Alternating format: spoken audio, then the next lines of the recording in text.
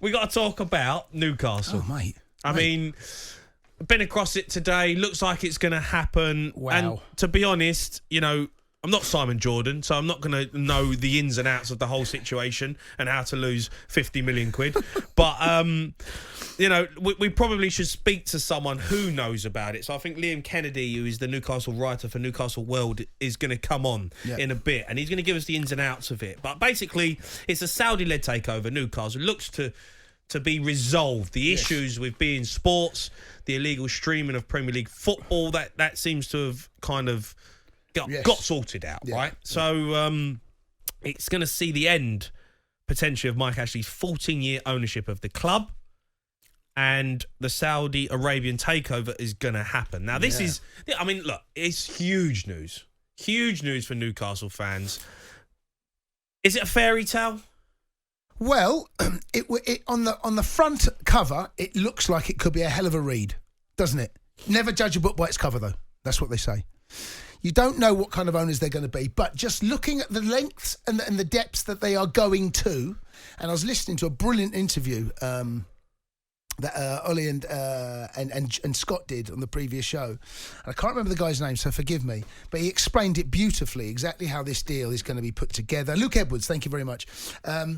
They have spent $1 billion in compensation to beIN Sports, who've been banned from broadcasting Premier League football in the last 4.5 years, and it's been streamed illegally to millions and millions of people. Right. So basically, they've been taking the Premier League for zilch, nothing. For nothing. So they've had to now spend £1 billion just to get the Premier League to agree to allow them to even talk to Newcastle. Right, I see. So, and then they're going to spend the money on Newcastle, and then their pockets. I mean, what if you're a Newcastle fan right now? It must feel like Christmas. It must do. We want to know what their wish list is. Who's their wish list? Oh, Christmas Eve. Yeah, a bit like hasn't quite arrived yet. Is Santa coming? The deal isn't done yet. Is Santa coming? That is the big question. Let's speak to Liam Kennedy, Newcastle writer for NewcastleWorld.com. Liam, good evening. Hi, Liam. Evening. Thanks for having us on, lads. No problem. Look, we wanted to get the real insight into what's happening. I'm sure you've been across it all day, finding out what is actually going on. So just give us an insight. Is this happening? This seems to be like a pipe dream, all right, for years. We've talked about it on the show so many times, and it's never actually happened. Is this going to happen? Well, what I would say to Newcastle United fans is, yes, pinch yourself, but it does seem at this point that we're closer, probably, than we've ever been to having the end of Mike Ashley, having new owners. And I think that's the thing that people don't grasp, is that it almost at times during this 14 and a half years could have been anybody taking over the football club, and there would have been a celebration because it would be the end of Mike Ashley's tenure, which has been a loveless relationship largely, devoid of any hope, devoid of any expectation, devoid of any joy, almost, bar slight glimmers. So yeah, I think that there is a positivity about this deal. Having heard from sources close to the buying side that everything is go, it is all positive. There's been a positivity from the seller earlier today, from conversations that I've had. So yes, it looks like finally for Newcastle United fans, after, as you said, an 18-month period of turmoil, really, of constant unknown changes. We're at a point now whereby Newcastle United are on the verge of potentially becoming one of the most powerful, most resourceful clubs on the planet, really. Liam, we had Luke Edwards on the previous show explaining in detail, actually, as to how this deal has finally got itself back on track. Can you just give us an overview of exactly what has happened and what's changed and how long this deal could take to actually get finished?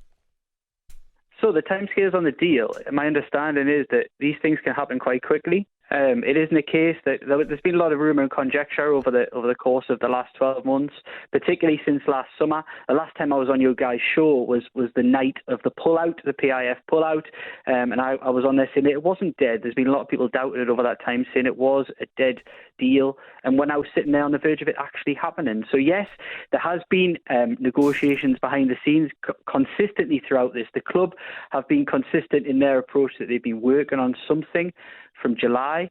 There's been constant contact with PIF. A lot of people doubted whether PIF was still at the table. They were just the silent partner behind the scenes in this. They remained confident that things would develop, and they were there ready with their money to complete this deal.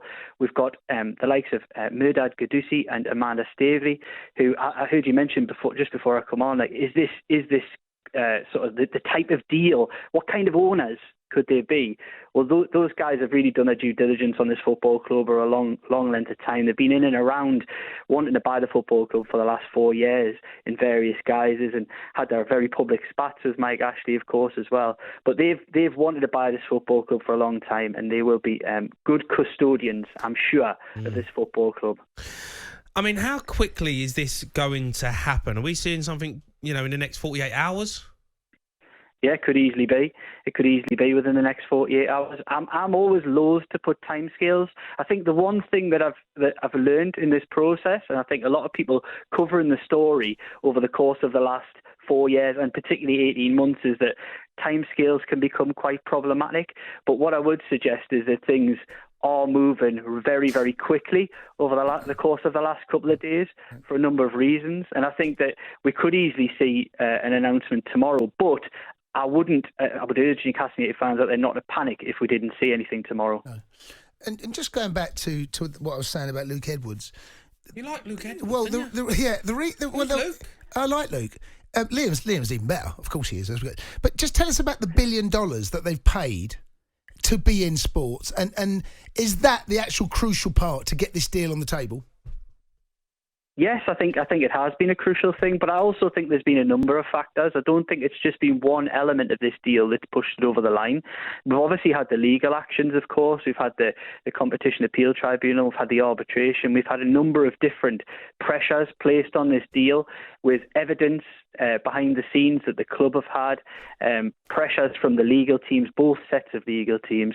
And I think it's a culmination, really, of a number of different factors that's managed to get this deal over the line. Of course, the thawing of relations between Saudi Arabia and Qatar has had a massive impact, because, as we know, the talk of arbitration was about separation, and that is the problem. But separation goes hand in hand, is intrinsically linked with piracy.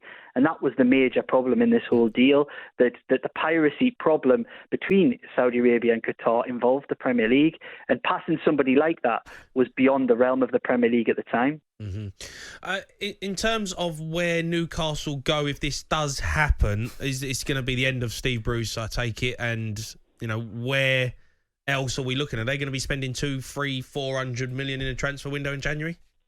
Look, I'm not going to go down that route at all. I think what the key point in this is there's a generation of football fans in Newcastle that haven't had a football club to be proud of. I'm proud of this city. I'm proud of where I come from, and a lot of people feel the same, but they haven't had a football club to be proud of. And I think there's kids growing up who don't know anything but Mike Ashley's Newcastle United, which, like I said, is this loveless, hopeless relationship with their own football club. It's been really difficult, and I think that's what Newcastle United fans are celebrating the most, is the fact that they can have hope again. It's not about going to buy Haaland. It's not about bringing in Pep Guardiola and Mbappe, and people will try their best to take the mick out of Newcastle fans for that reason. No. But that isn't what Newcastle fans want. They just want a club they can be proud of again, and hopefully this is what this delivers. All right, thanks, Liam. Thanks for coming on. Mate. Cheers, lads. Liam Kennedy there, Newcastle United FC writer for NewcastleWorld.com.